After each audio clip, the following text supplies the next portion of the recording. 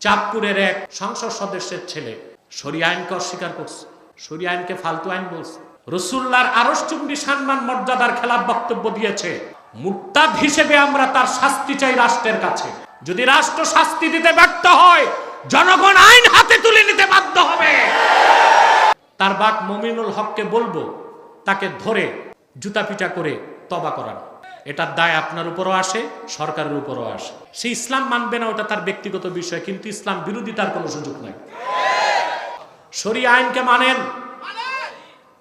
শরিয়া আইন কার আইন? শরিয়া আইন বাস্তবায়ন করতে পারেন না, এটা ব্যর্থতা। কিন্তু শরিয়া আইনের প্রতি সন্দেহ করা কুফরি। শরিয়া আইন ইস্টাবলিশ করতে পারেন না, এটা ব্যর্থতা। কিন্তু শরিয়া আইনকে বর্তমান যুগের উপযোগী কিনা সন্দেহ করা কুফরি। আমি খুব দুঃখ পেয়েছি, চাঁদপুরের এক সংসদ সদস্যের ছেলে, ওই সংসদ সদস্য নির্বাচনের আগে একটা ভুল করছিল। চাঁদপুর আমার স্টেজে এসেছে, হাত ধরে তিনি তওবা করছেন আমার কাছে। তিনি এখন পার্লামেন্ট মেম্বার। তার ছেলে একটা পোস্ট লিখেছে, এখানে আছে আমার কাছে। পোস্টে সে লিখেছে, পৃথিবীতে যত আইন দেখছে সে, তার মধ্যে সবচেয়ে ফালতু আইন হচ্ছে কোরআন হাদিসের আইন, শরিয়া আইন।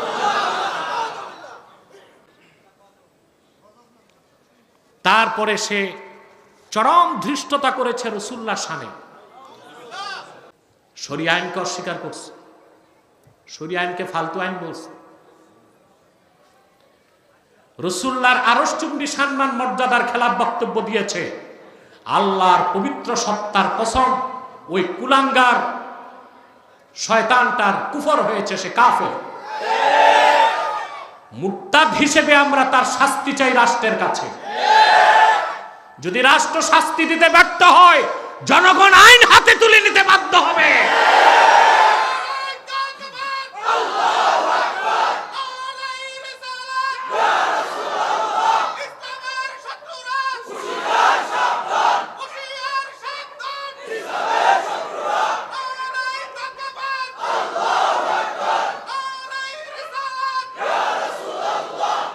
শরিয়া আইন সম্পর্কে তার ধারণাই নাই।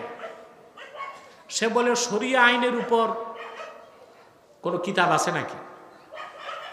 শরিয়া আইন বিধিবদ্ধ আইন কিনা তার প্রশ্ন। কথা বুঝতে পারছেন? সে লিখেছে, আজ পর্যন্ত শরিয়া আইনের চূড়ান্ত কোনো রূপরেখা প্রকাশ করা হয় নাই। নাউজুবিল্লাহ। শরিয়া আইনের উৎস হচ্ছে ৩০ পারা কোরআন। শরিয়া আইনের উৎস হচ্ছে রাসূলুল্লাহর সুন্নাহ। একমাত্র পৃথিবীতে শরিয়া আইনই পরিপূর্ণ, যুগোপযোগী, স্পষ্ট এবং মানুষের সৃষ্টি বা ফিতরতের সাথে সঙ্গতিপূর্ণ। এছাড়া কোনো আইন পৃথিবীতে আছে ত্রুটিপূর্ণ। যেমন আমাদের দেশে শরিয়া আইন নাই, ইংরেজ আইন আছে, ১৯০ বছরের পুরনো আইন। এই আইনের ধারণাগুলো দেখেন। ৫৪ ধারায় পুলিশ যাকে তাকে গ্রেফতার করতে পারে, পারে কেন? ২৪ ঘন্টা থানায় রাখে, ২৪ ঘন্টা পর দেখা গেল তার দোষ নাই, ছেড়ে দিল। ২৪ ঘন্টা যে আটকায় রাখলো, তার মানহানি হলো, সম্মানহানি হলো, মানসিক কষ্ট, শারীরিক কষ্ট। ইংরেজ আইনে এটার কোনো জবাব নাই। সে নাস্তিক কুত্তাটা শরিয়া আইনের দোষ খুঁজে, কিন্তু যে আইন নিয়ে আসে সেই ব্রিটিশ আইন পুরোটাই একটি জঙ্গলি আইন, অমানবিক আইন, মানুষের ফিতরতের সাথে অসঙ্গতিপূর্ণ আইন। প্রচলিত আইনে, ইংরেজ আইনে, হেরোইন ব্যবসায়ী ১ পটলা হেরোইন গোপনে আপনার ব্যাগে দিয়ে দিছে, আপনি কিছুই জানেন না। আপনি ভাবছেন আটার পোটলা, ভিতরে কি? পুলিশ যদি পায় কাকে ধরবে? আপনাকে। আপনাকে ধরবে। আপনি যদি 1000 বার বলেন আমি জানি না, তাও চলবে না, ফাঁসি কাস্টে ঝুলাবে। এ হচ্ছে ইংরেজদের জঙ্গলি আইন। প্রচলিত ইংরেজ আইনে ছেলে মেয়ে যদি প্রাপ্তবয়স্ক হয়, আর তারা যদি সম্মতির ভিত্তিতে বিয়ে ছাড়া ফিজিক্যাল রিলেশন করে, প্রচলিত আইনে এতে কোনো দোষ নাই। আর যদি বলা হয় না মেয়েটা মোটামুটি রাজি ছিল না, এটা ধর্ষণ, আপনার মৃত্যুদণ্ড হতে পারে। এটা কি মানুষের আইন? কথা বলে না, না জঙ্গলি আইন? ব্রিটিশ আইনের উৎস কি ওই কুলাঙ্গারটা জানে? ব্রিটেনে বিভিন্ন উপজাতি, বিভিন্ন রাজাগণ শাসন করত বিভিন্ন অঞ্চল। তখন সেই মধ্যযুগে রাজারা মন গড়া যে আইন দিয়ে দেশ শাসন করত, রাজ্য শাসন করত, ওগুলোই পরবর্তীতে প্রজ্ঞাপনের মাধ্যমে ব্রিটিশ আইনের রূপ নিয়েছে। যে আইনের উৎস জঙ্গল, যে আইনের উৎস অসভ্য মানুষরা, সেটা তার কাছে সেরা। আর যে আইনের উৎস আল্লাহর কোরআন, সে শরিয়া আইনকে সে প্রশ্ন করে, এটা সে বুঝতে পারে না, এটা সম্পর্কে তার ধারণা নাই, সে শরিয়া আইনকে মানবে না, এটা তার ব্যক্তিগত বিষয়। আমরা তাকে কাফের মনে করি, কিন্তু শরিয়া আইনের দিকে আঙ্গুল তোলার কোনো সাহস তার নাই, অধিকার নাই। মেনে নিবেন? আমি সরকারকে বলবো অতি শীঘ্র আইনের আওতায় তাকে এনে উপযুক্ত শাস্তির ব্যবস্থা করতে হবে।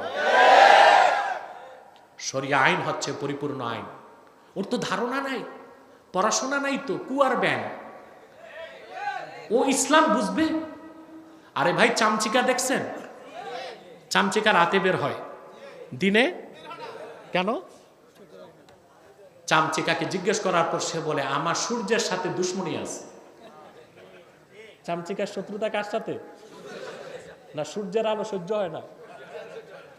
তো ওই জাহান্নামের কুকুরটা শরিয়া আইনকে সমালোচনা করছে। ইসলাম কত বড়, কত ব্যাপক, কত বিস্তৃত। রাসূলুল্লাহ রেখে যাওয়া ইসলাম মধ্যাহ্নের দিবাকর সূর্যের চেয়ে প্রখর। এটা বুঝার মতো ওর দিল নাই, চিন্তা করার মস্তিষ্ক নাই, দেখার মতো চক্ষু নাই, শোনার মতো কান নাই। সেজন্য সে শরিয়া আইনের বিধিবদ্ধ কোনো রূপরেখা দেখে নাই।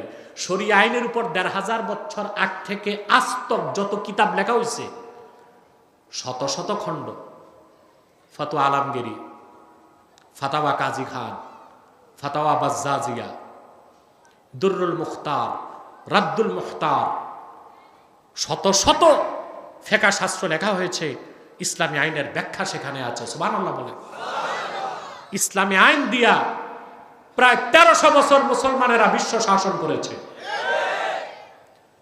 ১৯১৭ সালে খেলাফতে ওসমানিয়ার অবসানের পর এই ইংরেজ আইন ঢুকছে।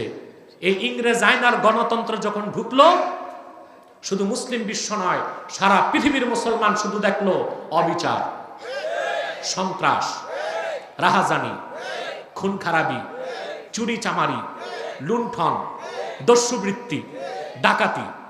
দেখেন না, সারা সভ্য দুনিয়া, পশ্চিমা সভ্য দুনিয়ার ধারক হচ্ছে আমেরিকা। যেই দেশ গণতন্ত্রের মডেল, ১৭৭৬ সালে স্বাধীন হয়েছে সেই দেশ, গণতন্ত্রের বয়স ২০০ বছর পার হয়ে গেছে। কি গণতন্ত্রের সৌন্দর্য, বিউটি অফ ডেমোক্রেসি! সেই দেশের প্রেসিডেন্ট ভেনেজুয়েলার প্রেসিডেন্টকে রাতের অন্ধকারে বউসহ হাইজ্যাক করছে। এটা সভ্যতা? এটা কি অসভ্যতা? এটা হচ্ছে গণতন্ত্রের সৌন্দর্য, এটা হচ্ছে প্রচলিত আইনের উপকারিতা। আবার হামলা করছে ইরানে। ইরানে যায় দেখছে যে না, হাত পুড়ে গেছে, এখন চাচ্ছে সেফ এক্সিট, কিভাবে ওখান থেকে আসা যায়। এই পশ্চিমা সভ্যতা, তাদের যে আইন ও কানুন, গণতান্ত্রিক মতাদর্শ পশ্চিমা সভ্যতা ও আইন পৃথিবীর মানুষকে রক্ত উপহার দিয়েছে, যুদ্ধ উপহার দিয়েছে, সহিংসতা উপহার দিয়েছে, মানুষ হত্যাকে বৈধতা দিয়েছে। তারা আর কিছু দিতে পারেনি। পৃথিবীতে মুক্তি, কল্যাণ আসতে পারে শরিয়া আইনে। শরিয়া আইন সম্পর্কে তার ধারণা নাই। দ্বিতীয় পোস্টে সে লিখছে যে আমরা নামাজে এক একজন এক এক জায়গায় কেন হাত বাঁধি। মূর্খটা বুঝলো না, এটা হচ্ছে ইসলামের ব্যাপকতা। ইসলাম অপশন রাখছে। কি রাখছে? অপশন। শরিয়া আইনের প্রয়োগের ক্ষেত্র এটা না যে কোথায় হাত বাঁধবো। শরিয়া আইনের প্রয়োগ হচ্ছে কে নামাজ পড়লো, কে পড়লো না। যে নামাজ পড়লো না মুসলিম, তাকে শাস্তির আওতায় আনা। এটা শরিয়া আইনের কাজ। কে হাত কোথায় বাঁধলো এটা শরিয়া আইনের কাজ না, এটা মাসালার বিষয়, ফকিহদের বিষয়।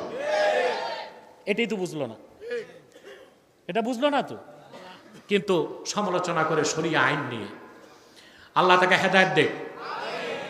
তার বাপ মুমিনুল হককে বলবো তাকে ধরে জুতা পিটা করে তওবা করান, কারণ আপনি পার্লামেন্ট মেম্বার। এটার দায় আপনার উপরও আসে, সরকারের উপরও আসে। সে ইসলাম মানবে না, ওটা তার ব্যক্তিগত বিষয়, কিন্তু ইসলাম বিরোধী তার কোনো সুযোগ নাই, ঠিক কিনা?